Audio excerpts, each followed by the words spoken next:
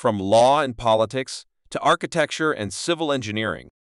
Arts to the very languages we speak, the Roman Empire's echoes continue to be heard. The mythical origins of Rome's foundation begin in the Latin city of Alba Longa. There, the twin newborn sons of the war god, Mars, and a priestess were sentenced to death by their great-uncle. Romulus and Remus were famously saved by a she-wolf and raised by a poor shepherd. As young men, they set out to establish their own city, but Remus was murdered by his brother in a dispute over its location. As king, Romulus declared Rome an asylum city, which very quickly attracted unsavory characters from across the Italian peninsula. Wives were needed for this mostly male population, so young women were abducted from neighboring cities and tribes, in an act immortalized as the rape of the Sabine women.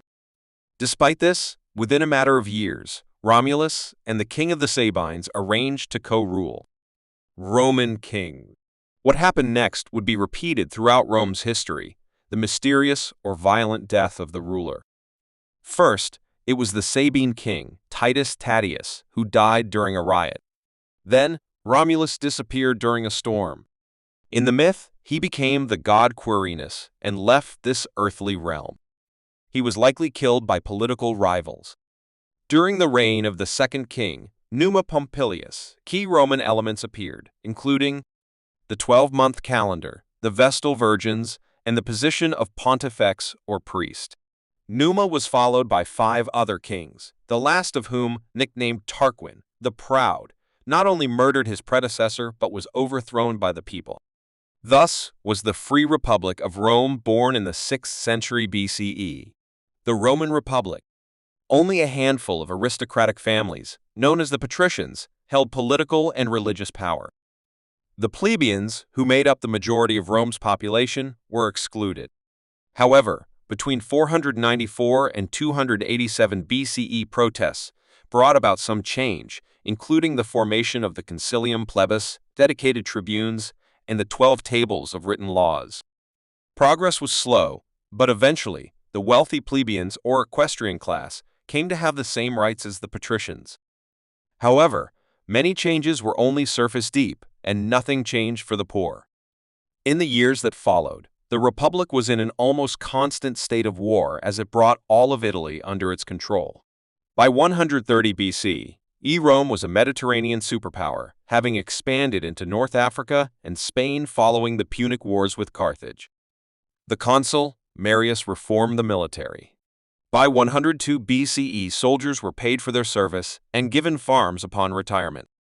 Wealthy men used their money to create loyal private armies. Corruption and greed in Rome led to civil wars starting in 88 BCE, when Marius's rival, General Sulla, marched his army into Rome. Sulla eventually won and became a consul. Julius Caesar. In 49 BCE, Rome braced for civil war again as General Julius Caesar, the hero of Gaul, crossed the Rubicon River into Italy with his army. He was about to face off against both the Senate and his former friend and political partner, Pompey. Pompey mounted an unsuccessful military campaign. He was assassinated on the orders of Pharaoh Ptolemy XII, who hoped to win favor from Caesar. Instead, a fateful meeting between Ptolemy's sister, Cleopatra, and Caesar led to a famous love affair and the pharaoh's death. Back in Rome, Caesar's merciful treatment of his opponents had only increased his heroic status. The Senate declared him an absolute ruler for 10 years, but Caesar overextended his powers. After he made himself dictator for life in 44 BCE, he effectively signed his own death warrant. On the Ides of March, he was stabbed to death by some 40 senators on the floor of the government building. The liberators of the Republic faced the wrath of Romans. Civil war eventually erupted again, this time involving Caesar's trusted friend, General Mark Antony, Mark Antony's lover, Cleopatra, and Caesar's nephew and heir, Octavian. Octavian emerged victorious with the deaths of Antony and Cleopatra. Egypt, with its vital grain harvest, came under Rome's control. It was the end of the Republic and the beginning of the Empire, the early Roman Empire. Octavian, renamed Augustus, was declared emperor, son of the god Caesar in 27 BCE. As the sole ruler, Augustus maintained at least an illusion that the Republic remained.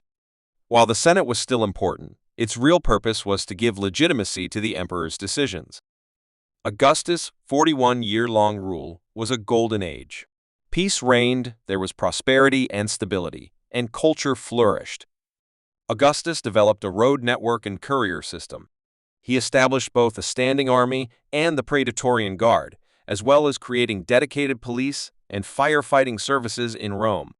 He also embarked on a vast rebuilding project for the city.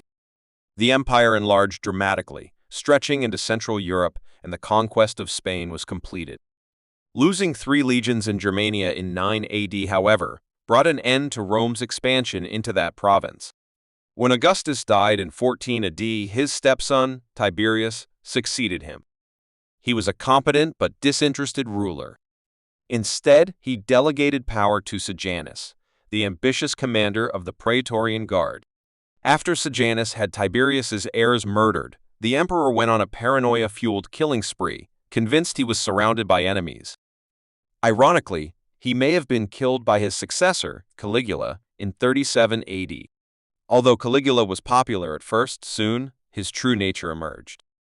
Over the space of a 4-year rule, he declared himself a living god, executed many people killed, including family members, and embarked on incestuous liaisons with his sisters.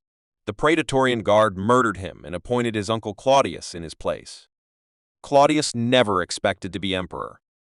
Various physical challenges meant he had lived as a scholar away from public view. Despite his lack of experience, Claudius was a good administrator and ordered building many roads, aqueducts, and canals across the empire. During his 13-year reign, the successful conquest of Britain began.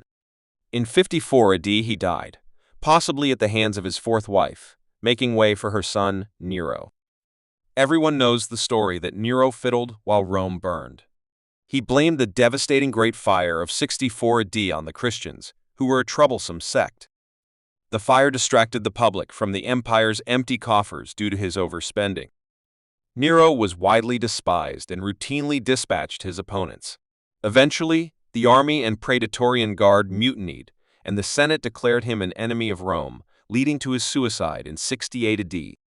The Nerva Antonine dynasty. The 2nd century AD was an era of relative stability under the Nerva Antonine emperors. Unusually, they were mostly adopted by their predecessors rather than being their biological heirs. They included men such as Trajan, a charismatic military commander who expanded the empire from the Caspian Sea all the way to Scotland, Hadrian, whose famous wall formed a bulwark against marauding Scottish tribes in Britannia, and the philosopher-warrior Marcus Aurelius. His son, Commodus, was an incompetent egomaniac who fancied himself a gladiator. He was strangled by his trainer on the orders of the Praetorian prefect in 192 AD. The late Roman Empire, Commodus's death, was the opening act in a century-long period known as the Imperial